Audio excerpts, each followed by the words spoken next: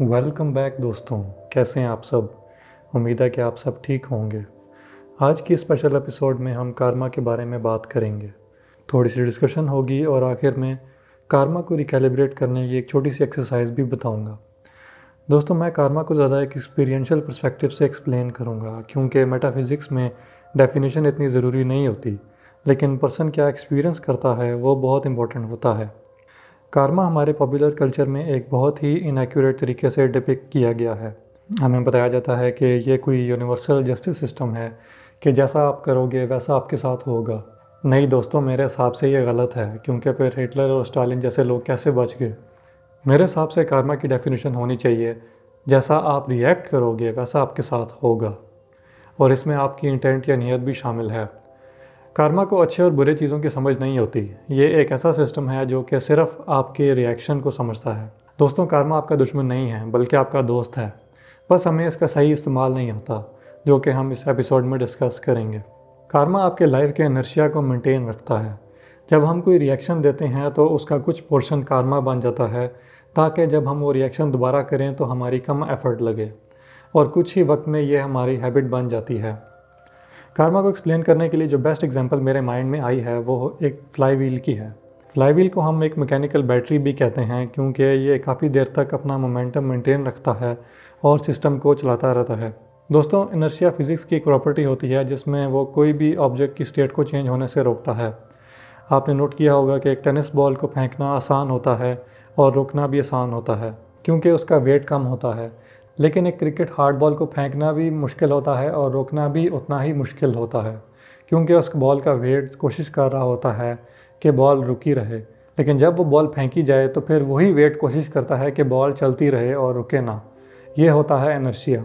बिल्कुल इसी तरह हमारा कारमा जितना हैवी होगा उतना ही उसको रोकना डिफ़िकल्ट होता है। मगर एक मिनट, अगर ऐसा है तो क्यों ना हम कारमा को डिज़ोल्व ना करें, लाइफ का मोमेंटम ब्रेक ना करें, सिर्फ उसकी डायरेक्शन चेंज कर लें। अगर पहले हमारा कारमा साउथ की तरफ फेस कर रहा था तो अब हम उसकी डायरेक्शन स्लोली रिकैलिब्रेट करके नॉर्थ की तरफ ले आएँ। अब आपका कारमा उस डायरेक्शन में है जिसमें आप चाहते हैं।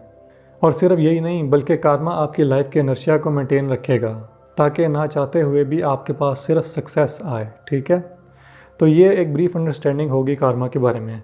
अब आपसे अपना पर्सनल एक्सपीरियंस शेयर करता हूँ। वैसे तो काफ़ी सारे एक्सपीरियंसेस हैं, लेकिन मैं आपसे सिर्फ वो वाला शेयर करूँगा जो कि शायद आप लोग भी एक्सपीरियंस कर रहे हों। दोस्तों, बचपन से ही मेरे पैसे से बहुत ही बुरा ताल्लुक़ रहा है। मुझे और मेरे सोशल सर्कल में जितने भी लड़के थे उन सबको ये डे वन से बताया जाता था कि बेटा आपने दिल लगा के पढ़ना है, वरना बड़े होकर आपको जॉब नहीं मिलेगी और उस तरह की अच्छी गाड़ी में आप नहीं बैठ सकोगे, आपको जूस की रेडी लगानी पड़ेगी वगैरह वगैरह। अब देखने में तो ये बहुत ही अच्छी और इनकरेजिंग बातें लग रही हैं, मगर इसका कॉन्सिक्वेंस ये हुआ कि हमारे अंदर पैसे का एक डर बैठना शुरू हो गया। हमारे मिनी रिएक्शन से हमारा कारमा बिल्ड होना शुरू हो गया। और मैंने शायद ये बात पहले भी कही थी कि 14 साल की उम्र से पहले बच्चे कोरे कागज़ की तरह होते हैं। इस एज में आप उन्हें जो भी उन्हें कंटिन्यूसली बताएंगे वो एज इट इज़ एक्सेप्ट कर लेंगे विदाउट क्वेश्चन। तो इस तरह हमारा कारमा बिल्ड होना शुरू हो गया। जब हम बच्चे थोड़ा और बड़े हुए तो नोशन चेंज हो गया कि बेटा फुल मार्क्स लाने हैं और ए ग्रेड लाना है। ठीक है जी, वो भी हम ले आए, वो भी हमने कर लिया और हम कॉन्स्टेंटली फर्स्ट डिवीज़न में आना शुरू हो गए फॉर मैनी ईयर्स।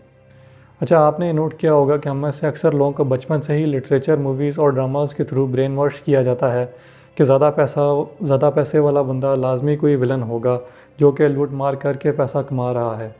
और कोइंसिडेंटली हमारे इर्द गिर्द के लोग भी इसी नोशन को रेक्टिफाई करते हैं, जिससे हमारा ये नेगेटिव बिलीफ और ज़्यादा रीइंफोर्स हो जाता है।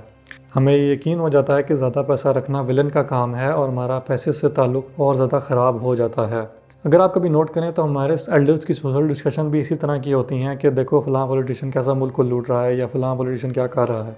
ये बिलीफ हमारे अंदर इतना डीप चला जाता है कि जब हम कोई अच्छी गाड़ी भी देखते हैं तो कोई एल्डरली बंदा कह देता है, हाँ भाई आराम का पैसा होगा। तो इस तरह सालों की हैबिचुअल प्रोग्रामिंग और ब्रेन वॉशिंग हमारा कारमा बन जाता है।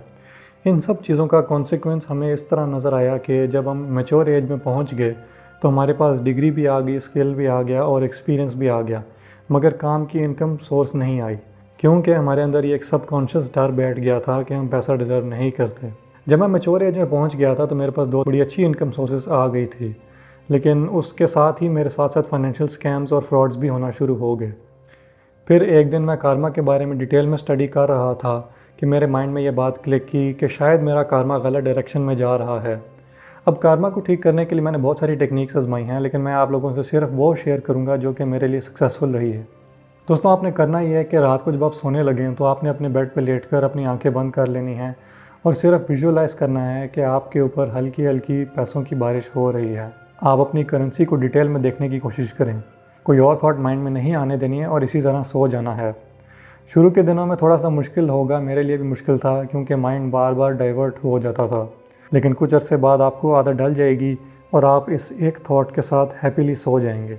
इस प्रैक्टिस को मैंने सिर्फ 2 हफ्ते तक डिलीजेंटली किया था और कोई 2 मंथ्स के बाद मुझे अपनी लाइफ में इंप्रूवमेंट नज़र आना शुरू हो गई, जो कि अभी तक कंटिन्यू है। इस एपिसोड में बस इतना ही दोस्तों। लास्टली दोस्तों, आप ये बात याद रखें कि मैं आपको जो भी एडवाइस दूँ वो आपने एक दोस्त की तरह लेनी है, एक टीचर की तरह नहीं। वो नहीं होता कि जब क्लासरूम में आपको कोई चीज़ ना समझ आ रही हो तो आप अपने फ्रेंड से पूछते हैं, फिर वो आपको बताता है। तो मैं आपके लिए उस दोस्त की तरह हूँ जो कि टीचर की तरह परफेक्ट तो नहीं है, लेकिन उसे थोड़ा सा ज़्यादा पता होता है, तो आप उसकी हेल्प ले सकते हैं। तो इस एपिसोड में बस इतना ही। चैनल को सब्सक्राइब करें, वीडियो को लाइक और शेयर करें और मिलते हैं अगले एपिसोड में।